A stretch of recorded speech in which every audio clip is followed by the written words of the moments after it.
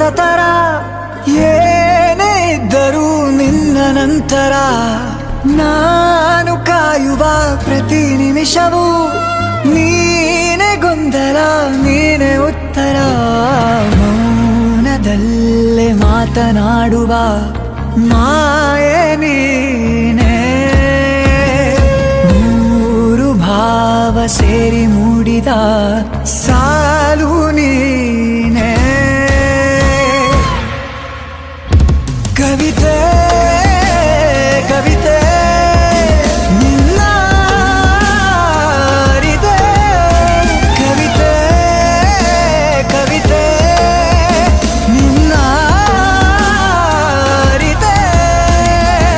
ಏನು ಹೇಳಲಿ ನಾನು ಹೊಸತರ ಏನೇ ಇದ್ದರೂ ನಿನ್ನ ನಂತರ